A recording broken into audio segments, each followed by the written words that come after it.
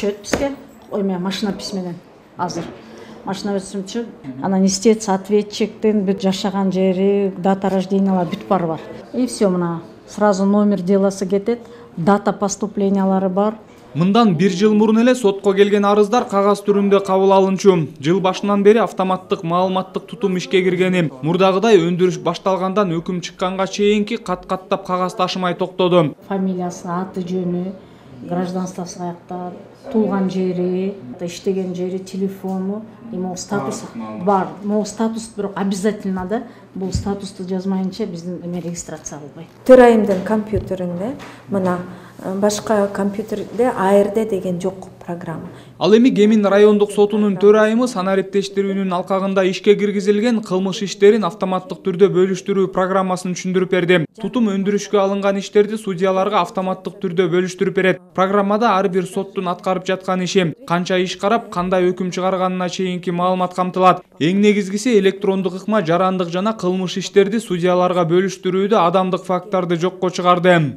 Төрайым же төрага өзүнө жазып алды ал ишти, төрагага не доверяю деп, анан тиги башка сотко жазып салыптыр, ал сот менен ал дос деп эле.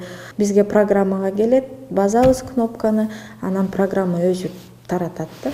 Белгилүү болгондой, сот реформасынын алкагында бардык сот процесстери аудиого жазылып, видео тасмага түшүрүлүшү керек. Райондук сотто бул талаптар да кынтыксыз аткарылган. Кемин район сотунда 2 залы бар, ошол залыбыз эң чоңу. Анан берде санариптештирүү алкагында видео запись мониторду болсо көрүнүп турат да ошол нерселер. Индира Жунушалиеванын айтымында сот отурумун алып барууга бардык шарттар бар. Сот процесстеринде үн жазуу жана тасмага түшүрүү үзгүлтүксүз жүргүзүлөт. Тараптарга болсо ошол аудио-видео фиксация сот кандай өттү, протоколдорун, анан протоколго ар кандай киргизиш эмеси жок болуп калды, жолдору да жок болуп калды.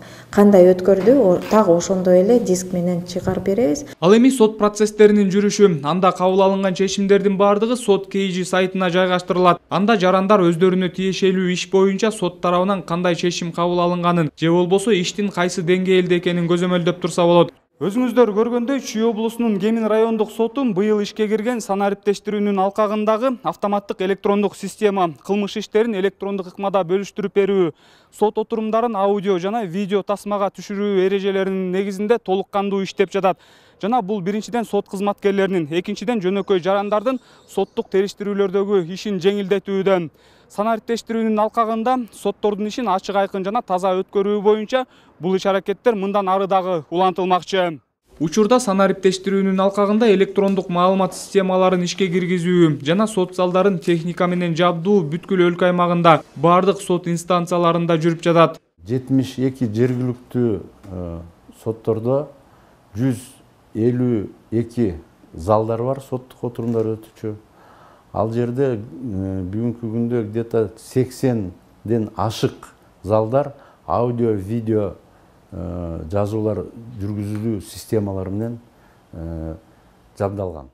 Өлкөдөгү сот реформасынын негизги милдеттеринин бири карапайым калктын сотторго болгон ишенимин жогорулатуу. Андыктан учурда соттордун таза, ачык айкын иштешине бардык шарттар түзүлүп, ошол эле учурда судьялардын кесипкөйлүгүнө, алардын кынтыксыз иш алып баруусуна талап жогорулоодо. Самат Асипов, Алмаз Нурманбетов, Ала Тоо 24.